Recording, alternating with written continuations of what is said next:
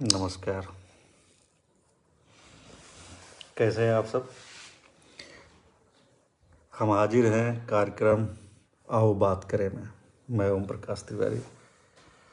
आज चर्चा करेंगे, जैसा कि कल ही बताया था कि चर्चा करेंगे विनोद दास जी के उपन्यास कविता संग्रह पतझड़ में प्रेम। पतझड़ में प्रेम आप है विनोद दास जी। इसमें एक्चुअली थोड़ा सा उल्टा दिखता है, क्योंकि ये अपनी ये तकनीक की कमज़ोरी है। तो कवर हम जो है उसमें डाल देंगे, पूरा कवर दिखेगा। ये कविता संग्रह है पतझड़ में प्रेम। विनोद दास जी काफ़ी वरिष्ठ लेखक हैं, कवि हैं, काफ़ी कुछ लिखा है इन्होंने। इनका इससे पहले खिलाफ हवा से गुजरते हुए, वर्णमाला से बाहर और कुजात कविता संग्रह छप चुका है। इससे पहले उपन्यास सुखी, घर सोसाइटी छप चुका है। कहानी संग्रह बीच धार में छप चुका है। सिनेमा पर इनकी किताब है भारतीय सिनेमा का अंतःकरण। आलोचना पर है कविता का वैभव, काव्यलोचना है, और गद्य आलोचना है सृजन का आलोक। साक्षात्कार पे भी किताब है बतरस। साक्षरता पे किताब है साक्षरता और समाज। अंग्रेजी से हिंदी में भी इन्होंने कविताओं का अनुवाद किया है, द वर्ड ऑन ये हैंडक्राफ्ट। चयन किया है।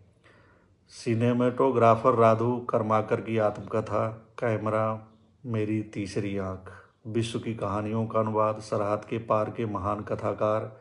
विदेशी कविताओं का विपुल अनुवाद। अंतर्दृष्टि पत्रिका का प्रकाशन संपादन करते हैं आप, और भारतीय भाषा परिषद की मासिक पत्रिका वागर्थ का भी संपादन करते हैं, ऐसा इनके इसमें लिखा हुआ है। इनको युवा पुरस्कार के अंतर्गत भारतीय ज्ञान पीठ पुरस्कार मिला हुआ प्रतिष्ठित 1986 में। श्रीकांत वर्मा सम्मान से भी आप सम्मानित हैं 1996 में। केदारनाथ अग्रवाल सम्मान 2000 में, और शमशेर सम्मान 2003 में। ये जो सम्मान पुरस्कार इनको मिले हुए हैं काफ़ी प्रतिष्ठित हैं। तो काफ़ी प्रतिष्ठित कवि हैं। इनकी कविताओं पे मैं चर्चा करूं, मैं बहुत छोटा हूं इनके लिहाज से। अपने आप में जो है कोई बात ऐसी करना जो है गुस्ताखी जैसा है कि मैं इनकी कविताओं पे ऐसा कुछ टिप्पणी करूं। तो पहली बात तो ये कि इनसे और आप सबसे भी माफ़ी चाहेंगे अगर कुछ गलत हो जाए। मेरा आकलन कहना आपको उचित ना लगे, अच्छा ना लगे तो माफ़ करेंगे। तो फिलहाल तो मैं एक पाठक के नज़रिए से जो है, और जो मेरी समझ है उसके नज़रिए से मैं इन कविताओं पे बात करूँगा। तो पतझड़ में प्रेम। प्रेम का जिक्र है, पतझड़ है, काफ़ी मतलब प्रतीकात्मक है। ये एक बिंब है, पतझड़ एक बिंब है। ऋतुएं बदलती हैं, पतझड़ उसमें से एक ऋतु है। वसंत काल, वसंत काल में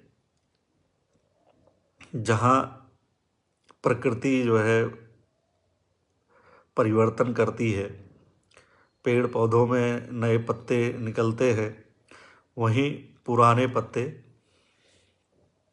गिर भी जाते हैं, टूट जाते हैं, मिट्टी में मिल जाते हैं। हालांकि वह पत्ते मिट्टी में मिलकर फिर खाद बनते हैं, और इन्हीं पेड़ पौधों को अपनी खाद से अपनी फिर से इनको जो है ऐसा भोजन, ऐसा ऊर्जा देते हैं कि वो अगला बसंत देख पाते हैं। तो जाने वाले पत्ते आने वाले पत्तों उसके लिए ज़मीन तैयार करते हैं, खुराक बन जाते हैं, ताकि आने वाले पत्ते खुशहाल रहे। प्रकृति का नियम है, प्रकृति इसी तरह बदलती है, जीवन भी ऐसा ही है। एक पीढ़ी आती है, दूसरी पीढ़ी जाती है। हर आदमी के जीवन में कई वसंत आते हैं, लेकिन बसंत के जो अंतिम समय होता है, जिसको आप पतझड़ कह सकते हैं, जब हम पतझड़ की बात करते हैं, तो ये उम्र का वह पड़ाव है जहाँ एक तरह से जीवन की चली चला की बेला होती है, पतझड़ वाली बेला है। तो ये बिंब मेरी समझ से कवि ने इसी रूप में लिया है कि इस चली चला वाली बेला का प्रेम कैसा होता है। तो इस कविता में काफ़ी बेहतरीन कविताएं हैं, मतलब हर कविता को पढ़ के आपको एक अलग तरह का आनंद आएगा। प्रेम है, अनुभव है। अधिकतर कविताएं पति पत्नी पर केंद्रित हैं, पति पत्नी का प्रेम, और प्रेम ये पतझड़ वाला प्रेम। पतझड़ यानी कि जीवन काल के अंतिम समय वाला जो प्रेम होता है पति पत्नी का, वो कविताओं में काफ़ी निखर के आया है। उसमें कई तरह के रंग भरे हैं कवि ने। जब ऐसी कविताओं को आप पढ़ेंगे तो आपके विचार जो है तरंगित हो जाएंगे। ऐसा लगेगा जैसे तालाब के स्थिर जल में किसी ने कोई छोटा सा कंकड़ फेंका हो और उसमें लहरें चलने लगी हों। मन मस्तिष्क में और दिल में कुछ ऐसा ही होता है इन कविताओं को पढ़ के। अधिकतर कविताएं हैं जो स्त्री पुरुष के इस प्रेम, उसके व्यवहार, उसके स्वभाव, उसकी प्रकृति पर है। और सबसे जो बड़ी बात इसमें ये लगती है कि कवि ने स्त्री को काफ़ी सम्मान दिया है, उसके दर्द को समझा है, और उस हिसाब से जो है कविताएं लिखी गई हैं। कविताओं का शीर्षक देखेंगे आप तो शीर्षक ही काफ़ी कुछ कह जाता है। और इस संग्रह में कुल जो कविताएं हैं वो 100 के करीब कविताएं हैं। 100 पन्ने का ये 106 पन्ने 7 पन्ने की किताब है, पेज की, पृष्ठ की किताब है, और न्यू वर्ल्ड पब्लिकेशन ने इसे प्रकाशित किया है। पेपर बैक में है, 225 इसका मूल्य है।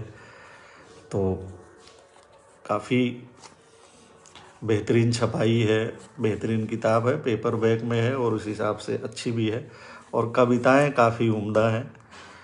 लेकिन ये है कि ये इसके शीर्षक से ही है कि ये पतझड़ में प्रेम, मतलब इस पे मत जाइएगा कि प्रेम प्रकृति वाला पतझड़, और ये जीवन के अंतिम काल में जब चली चलाक वाली एक उम्र आ जाती है, कहते हैं कि जो है, तो उस समय काल वाली जो है ये कविताएं हैं। और उस समय वाला प्रेम और पति पत्नी का जो संबंध होता है, और उस समय का जो प्रेम होता है, जो ज़रूरत होती है, उस पे है। कहा गया है कि युवा अवस्था से बहुत गहरा प्रेम जो है इस पतझड़ वाले प्रेम में होता है, पति पत्नी के बीच में। तो ये कविताएं उसी को अभिव्यक्त करती हैं। सबसे पहले इस संग्रह का जो शीर्षक है, जो टाइटल है इसका, उस कविता को आपको पढ़ते हैं तो सुनाते हैं तो उससे समझ में आएगा इसकी पूरा मर्म। पतझड़ में प्रेम। हमारे मौसम विज्ञानी दोस्त अक्सर हमारे पतझड़ की भविष्यवाणी करते रहते हैं। अक्सर हमारे पतझड़ की भविष्यवाणी करते रहते हैं।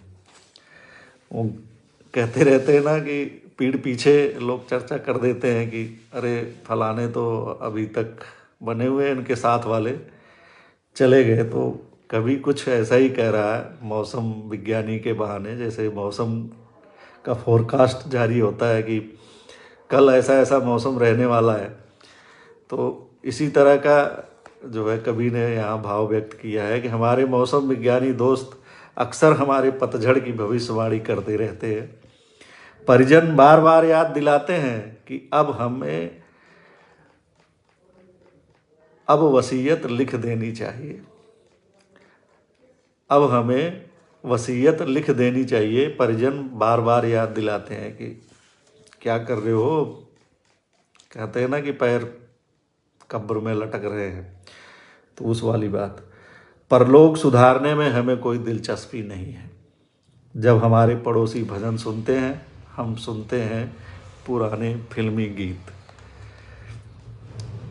तो इस अवस्था में आने पे अक्सर जो है आध्यात्मिक हो जाते हैं, भजन कीर्तन, और अरे जब चलिए भजन करिए, कहाँ जो है इसमें लगे हुए हैं।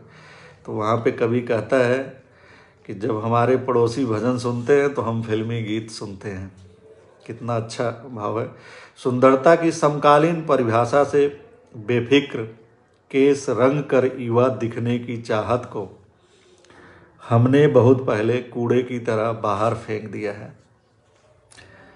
आज के समय में ये जो बाल रंगने का कारोबार है अरबों में है, बाजार खूब चल रहा है, लोगों की चाहत है कि बाल हमेशा काले रहे, तो काले रंगते हैं। उसके बारे में ये कवि ने जो है काफ़ी ठोक के कहा है, और मैं भी कहता हूँ मेरे तो खुद के सफ़ेद हो गए और कभी हमने इस कारोबार के झंझट में नहीं पड़े। तो ये कवि ने मेरे मन की बात कही यहाँ पे, तो ये भी कह सकते हैं कि मुझे अच्छा लगा।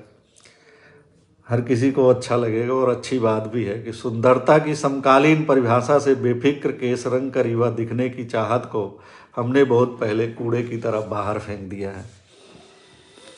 प्रेमियों के लिए बसंत का कोई तय मौसम नहीं होता है। जब मन पर काबू न हो तभी वसंत है, जब जागो तभी सवेरा वाला हाल है। प्रेम में कोई नियम काम नहीं करता। पतझड़ में नाचती सुनहरी पत्तियां झड़ती हैं पृथ्वी के ओंठ चूमने के लिए। तो ये शीर्षक है इस किताब का, पतझड़ में प्रेम, और उस पे ये कविता है। छोटी सी कविता है। अब आप समझ गए होंगे कि इस कविता संग्रह का ये शीर्षक क्यों दिया गया है। तो इसमें ऐसी बहुत सारी कविताएं हैं। केस पे भी कवि ने कविता लिखी है, और ईश्वर पे कवि ने कविता लिखी है। ये काफ़ी अच्छी कविता है। और इसके बाद एक जो अंतिम कविता है मैं उसको भी पढ़ के सुनाऊंगा। बाकी आप लोग जब इस किताब को पढ़ेंगे, कोई भी पढ़ना चाहे, 1 या 2 कविताएं रोज़ पढ़िए और अपने आप को समृद्ध करिए। काफ़ी सुंदर कविताएं, काफ़ी अच्छी कविताएं हैं, जिसमें आपको सब कुछ मिलेगा। तो ईश्वर के लिए बता दूं कि कुछ लोग कहते हैं कि ईश्वर को मानव ने निर्मित किया, और एक विचारधारा, एक दर्शन है कि ईश्वर ने मानव को निर्मित किया। किसने किसको बनाया, ये एक बड़ा सवाल है। और दर्शन इस पे तमाम है, तमाम दार्शनिकों ने इस पे विचार किया है। कुछ का मानना है कि मानव ने ईश्वर सृजित किया, और कुछ मानते हैं कि ईश्वर ने मानव को सृजित किया। तो किसको कौन सृजित किया, ये एक विचारणीय रहा है, हमेशा बहस और चिंतन का हो रहा है दर्शन के क्षेत्र में। वैसे मानव सभ्यता के विकास काल में ईश्वर हमेशा बदलते रहे हैं। इंसानों ने अपनी ज़रूरत के हिसाब से, अपने डर के हिसाब से देवी देवताओं का सृजन किया है, करते रहे हैं। ये आदिकाल प्राचीन काल से पूरी मानव सभ्यता का यही इतिहास है, यही बताता है। तो इससे तो लगता है कि ईश्वर की संरचना सृजन इंसान ने ही किया है, बाकी अपनी अपनी आस्था। तो ईश्वर कविता आपको सुनाते हैं। पूजा घर कहाँ है पूछते हैं अतिथि। बहुत सुंदर कविता है ये, थोड़ी लंबी है लेकिन बहुत अच्छी है। पूजा घर कहाँ है पूछते हैं अतिथि, तुम मौन हो, बच रही हो इस सवाल से जैसे किसी रंगारंग कार्यक्रम में फिल्म स्टार के ना आने पर दर्शकों के सवालों से बचता है आयोजक। कभी सिनेमा पे भी लिखा हुआ है, तो कविता में सिनेमा यहाँ आ गया और यहाँ पे बिंब वहाँ से ले आए, यहाँ पे धर दिया है। तो काफ़ी अच्छा बन गया इससे जो है। ईश्वर एक ऐसी अद्भुत कल्पना है जिसे किसी ने भी नहीं देखा, लेकिन शताब्दियों से वह है आभास की तरह। हमने पहले ही जिक्र किया है। ईश्वर एक ऐसी अद्भुत कल्पना है जिसे किसी ने भी नहीं देखा, लेकिन शताब्दियों से वह है आभास की तरह। अतिथि को लगी है तेज भूख, पूजा किए बिना नहीं ग्रहण करते हैं अन्न। इसलिए पूछ रहे हैं कि पूजा घर कहाँ है। तुम झूठ बोलती नहीं, मैं सीधा सच बोलने से कतरा रहा था कि हम पूजा नहीं करते। एक अन्य कविता में कवि ने कही दिया है कि जब लोग भजन करते हैं तो हम फिल्मी गाने सुनते हैं। तो तुम झूठ नहीं बोलती, मैं सीधा सच बोलने से कतरा रहा था कि हम पूजा नहीं करते। मैं आशंकित इधर उधर देख रहा हूँ कि कहीं उत्तर न पाकर अतिथि की संवेदनाएं न हो जाएं आहत। संकट के समय अवलंब के लिए अक्सर ताकता हूँ तुम्हारी ओर, लेकिन तुम बिखरे के संवारते हुए चली जाती हो रसोई की तरफ। अतिथि हैरान है कि यह कैसा घर है जहाँ पूजा घर भी नहीं है। यह कैसा घर है जहाँ पूजा घर नहीं है। उनके चेहरे पर सब कुछ जलाकर राख कर देने वाला क्रोध है। वह हमें दिग्भ्रमित कहना चाहते हैं, फिर करुणामयी आंखों से देखते हैं, जैसे अमीर देखते हैं अनाथ बच्चों को। पूछना चाहते हैं, आखिर ईश्वर के बिना तुम सब रहते कैसे हो। आखिर ईश्वर के बिना तुम सब रहते कैसे हो। अंततः अतिथि अपने दोनों हाथ जोड़कर ईश्वर को करते हैं प्रणाम, फिर मेज पर बैठ जाते हैं नाश्ते के इंतजार में। रहीमदास जी को कठौती में गंगा मिल गई थी और कहा था मन चंगा तो कठौती में गंगा। तो ईश्वर को कहाँ ढूंढें और उसके लिए कहाँ मंदिर की ज़रूरत है, अगर आपके मन में मंदिर है। तो कितनी सुंदर कविता है। और एक जो अंतिम कविता है मैं उसको सुनाऊंगा आपको, आप सबको ज़रूर उससे इस संग्रह के एक और पहलू और इसकी विविधता का परिचय मिलेगा। कविताएं ऐसी हैं जिसमें काफ़ी बिंब हैं, प्रतीक हैं, लेकिन इतने सरल हैं कि वो आपके हृदय तक में उतर जाएंगे। उनको समझने में कठिनाई नहीं आएगी। अक्सर जो कविताएं होती हैं, कई कवियों की कविताएं होती हैं, समझ में ही नहीं आती कि क्या कह रहे हैं, क्या कहना चाहते हैं। काफ़ी माथा फोड़ी करनी पड़ती है। तो कुछ लोग समझ लेते हैं, शायद मेरे जैसे लोग बहुत कम ही समझ पाते हैं। तो शुरुआत में जब मैं साहित्य के क्षेत्र में आया तो कविताएं बहुत कम पढ़ता था, क्योंकि मुझे अक्सर ये समझ में नहीं आती थी। लेकिन धीरे धीरे कविताएं पढ़ने लगा और कविताएं लिख भी लेता हूँ टूटी फूटी। तो इस तरह की जब कोई कविता पढ़ने को मिलती है तो काफ़ी अच्छा लगता है और पढ़ते भी हैं। तो बहरहाल हम अंतिम कविता सुनाते हैं आपको। 40 साल शीर्षक है इसका। 40 साल पहले उसके जिस लावण्य को देखकर थरथराने लगते थे मेरे होंठ, चढ़ाता था वासना को बुखार। अब वह जल्दी आँख के दायरे में भी नहीं आता।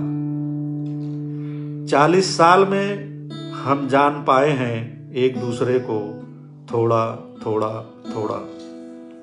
जिस तरह पत्तियां जानती हैं हवा को धीरे धीरे डोलते हुए, जितना जानते जाते थे उससे कई गुना बचा रहता था जानना हर बार। यह जानना आकाश की तरह था, देखने से कभी खत्म नहीं होता।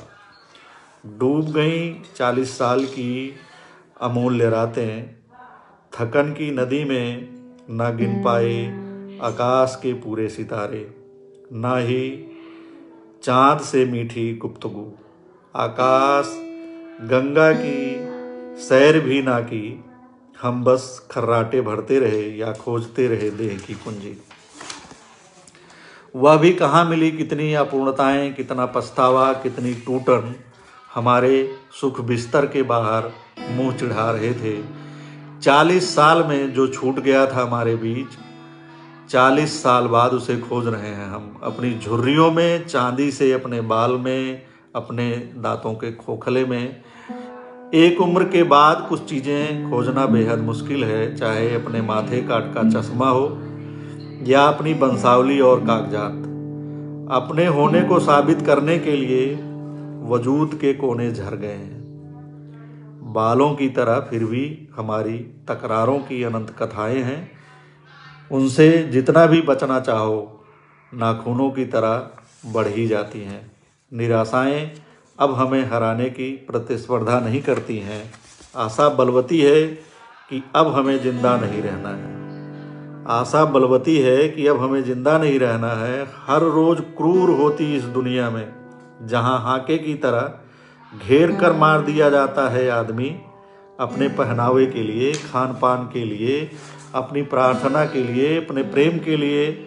जहां घृणा प्रेम को पीटती है बहुमत के बल से, 40 साल भागती दुनिया के कारोबार में दौड़कर बस पकड़ते हुए हम उन छड़ों को छू भी नहीं पाए जहां कामनाएं सुख की बारिश की तरह हमें भिगोती हैं। अब जब ठहरे हुए समय में हम उन्हें छूते हैं, लगता है जैसे पिछले 40 साल रहे हों कुंवारे। वह मेरे होठों के कोरों में लगा चावल का एक दाना प्यार से हटाती है, मैं उसको हाथ पकड़ता हूँ, मैं उसका हाथ पकड़ता हूँ जमीन से उठकर खड़े होने के लिए। बिंब को देखिए और समझिए, वह मेरे होठों के कोरों में लगा चावल का एक दाना प्यार से हटाती है, मैं उसका हाथ पकड़ता हूँ जमीन से उठकर खड़े होने के लिए। हर क्षण विरह का डर हमें सताता रहता है और जिंदगी लता सी हमसे लिपटती रहती है, और जिंदगी लता सी हमसे लिपटती रहती है। जीवन का जो अंतिम काल है, अंतिम समय है, चली चला की बेला जिसको कहते हैं वृद्धावस्था, उस समय का ये प्रेम, ये भाव और ये जो कविता में कहा गया है काफ़ी मार्मिक भी है और काफ़ी समझने वाला भी है और काफ़ी दार्शनिक भी है। कवितार्थ अनुपस्थिति मोबाइल भी है, मोबाइल शीर्षक से भी कविता है, इसमें मुस्कुराहट है, ड्यूटी है, सुवास, पुकार, प्यार की कमी, वाद विवाद, देखना, एड़ी, सजा, कविता पंक्ति, अल्पना, ताला चाबी, कल के लिए, पूर्ण मनुष्य, माँ के आंचल से छिटका, पंच तत्व से बना, मैं एक खुरदरा पुरुष था, प्रेम के रेगमाल से घिस घिस कर तुमने बनाया मुझे कुछ कोमल, कुछ सहनशील। ये कविता का भाव है। पूर्ण मनुष्य में जो कवि जो है अपनी पत्नी को अपना मनुष्य या इंसान बनने का श्रेय दे रहा है। बटन, मेरी कमीज का बटन टूटा था और तुम सुई धागा में डाल रही थी। घड़ी टिक टिक करती तुम्हारे मस्तिष्क में चलती रहती हमेशा एक घड़ी, मौन व्रत। एक बड़ी अच्छी कविता थी जिसे भी पढ़ रहा था मैं रात में, तो उसको मैं सुनाना चाह रहा था। उसमें बड़ा अच्छा बिंब था, उसी को देख रहा था कि मिल जाता तो सुना देता।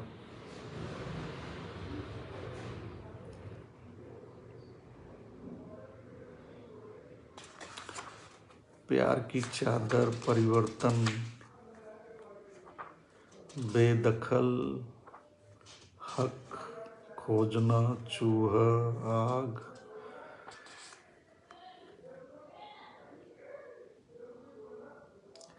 घृणा की आग से धू धू जलती दुनिया में प्यार के कोमल शिशु को अपने अंक में भरकर तुम सुरक्षित निकाल लेती हो दक्ष अग्नि निरोधक कर्मचारी की तरह। पत्नी के लिए पति का ये भाव है। आग नाम की कविता है। नाम एस्ट्रे।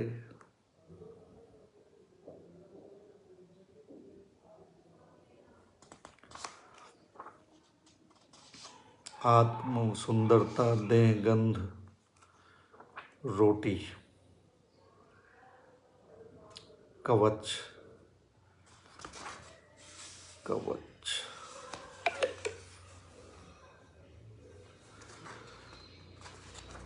रोटी कवच अपमान संगीत स्मृतियां रसोई। सिर्फ कविता में नहीं रसोई में भी दृश्य और पात्र बदलते रहना चाहिए संसद की सभा की तरफ। नींद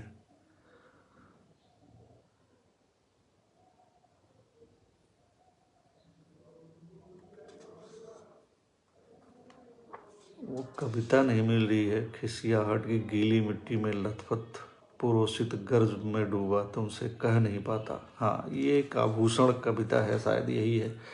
आभूषण देह पर तुम्हें बोझ लगने लगे हैं। स्वर्ण कंगन समय पेटी के अंधेरे में बिसराए प्रेमी की तरह बिसुरते रहते हैं। पायल सुख की तरह कब छोड़ गए पाँव पता ही नहीं चला। पायल सुख की तरह कब छोड़ गए पाँव पता ही नहीं चला। असफल कामना की तरह तुमने उतार कर रख दी हमेशा के लिए मध्यमा की अपनी अंगूठी। आटा गूंथते समय जो बन जाती थी शत्रु तुम्हारी देह पर अब एक ही आभूषण सजता नजर का चश्मा। तुम चश्मे में कुछ और मोहक लगती, मैं लगता कुछ और उम्र दराज। हमारी फ्रेमों का रूप रंग मिलता जुलता भूल बस तुम कभी मेरा चश्मा पहन लेती कभी बेखुदी में मैं तुम्हारा। मेरे चश्मे से जब दुनिया तुम्हें धुंधली दिखती तुम हंसकर छेड़ती। अब मुझे पता चला कि घर की गंदगी आपको क्यों नहीं दिखती। कितना सुंदर भाव है। खिसियाहट की गीली मिट्टी में लथपथ पुरोषित गर्भ में डूबा तुमसे कह नहीं पाता कि तुम मेरी एग्जॉस्ट फैन हो। निकालती रहती हो समय का चीकट विषाक्त धुआं अनवरत मेरी जिंदगी से बाहर। तो इस तरह की कविताएं हैं, काफ़ी अच्छी कविताएं हैं। काफ़ी पत्नी को सम्मान देते हुए पत्नी से प्रेम करते हुए जीवन काल के अंतिम समय के जिसे पतझड़ भी कहा गया है। पिछले दिनों एक कविता पढ़ रहा था कात्यायनी जी का।